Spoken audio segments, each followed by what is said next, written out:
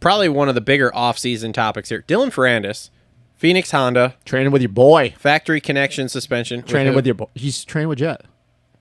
Oh, yeah. Training with Jet, Jet Hunter and Joe. Yeah. That's very interesting to me. Yeah. Apparently they're like boys now. They're like hanging out and doing a bunch of shit together. Sick. I like his chances more now.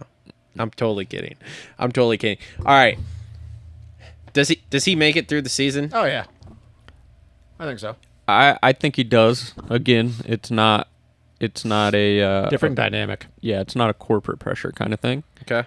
It's a all hands on deck, like whatever this guy wants, we're gonna do. I mean, they dropped a bunch of people over there to afford him too. They did. They cut. Unfortunately, Cody Schock. I mean, it worked out. I was gonna say, yeah, they cut Cody Schock, and the J Law thing was all happening at the same thing.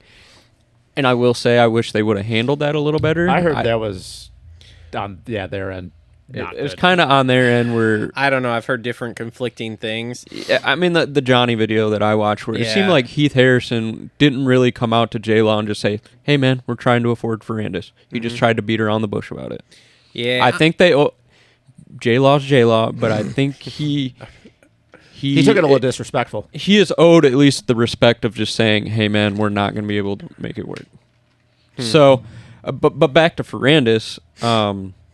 The interviews you watch with him, everything of him riding, this is the most comfortable he's ever felt on Supercross. Man, we've all seen him have some speed in Supercross. Like, we've seen him run podium speed, no problem. You last year made several comments that he was going to get podiums, and I mean, dude, that was the thing is he was before he got hurt, he was top 5. He was trending towards that way, and then he got hurt, and almost died. That didn't go well. I think Dylan's one of the most interesting stories coming into the season. He's on a bike he likes. He's in a good headspace. He's got people willing to do whatever they want to win, and I really hope so, but I'm very doubtful at this point until I see something. If I see something, if he makes it through the first 8 rounds and he's still healthy and he's even at this point in my mind dancing around the top 10 there, which I know is crazy to say, but we're on a not factory bike with not factory suspension, and there's a lot of X factors to this. Okay, this isn't he went from Star Yamaha to HRC. Ziggy though, you don't tell me that he's getting some backdoor parts training down there at the Lawrence compound. And with Ziggy, I'm not worried about that. I've tried to do some digging on this whole situation because there was some things thrown at me that there was a legit thing to bring the factory connection team back for him, but they ran out of time and obviously didn't have enough funding, whatever. So this is where it ended up landing. I don't know. With Ziggy, I'm not worried about that bike. I'm not worried about the bike. Ziggy's been doing this for way too long. Even if he doesn't have the financial backing, that bike's going to be fine. Okay, here's what I'm worried about with it. The starts. We all know he sucks at starts. That's never going to go away. Cannot get start.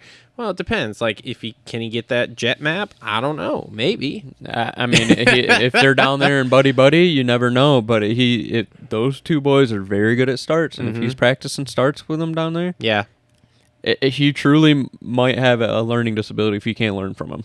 Maybe. You know what I mean? Like, if you're with those guys doing starts every day, you should be able to figure something out, and you're on the same bike. I don't know. I think he's. If I'm giving him advice, which he'll never listen to, be okay with being a 5 to 10 guy through Supercross. Get through Supercross and just get to outdoors. That's the other big interesting thing with this is so Phoenix Honda obviously has not gone outdoors before, and now all of a sudden we're gonna go outdoors. He'll definitely be the only dude outdoors though. That's what I was wondering here, because you've had guys like Cullen Park in that for that team, but they loaned him a Sprinter van and a bike. Yeah, so that'll be an interesting thing to see. I had asked a couple people, are they going outdoors? And the answer was yes. So no, I don't know. Got no choice but to go outdoors with Dylan Ferrandis. Yeah, now with that. I think he's going to be a lot of the same. I agree. I think he's going to be really fast in Supercross. Just hopefully he makes it through it. And I think that by the end of the year, probably some top 5s. And I think his biggest thing is just getting ready for outdoors. That's his biggest thing. Please get through Supercross. With him, you know what you're going to get in Supercross. It's just he's got to stay healthy, because speed is it's not his issue. It's literally the starts are shit, and then that puts him in bad situations. And I think that sometimes he gets a little flustered because he knows he should be beating these people, and then that's what he forces himself into those mistakes. But I mean, all the races that he's gotten starts, he's always been fine. Yeah, he's always just kind of hovered around where he starts at. So yeah, Dilla just kind of is where he is at this point when it relates to Supercross. Yeah. It's just, yeah. Okay, let's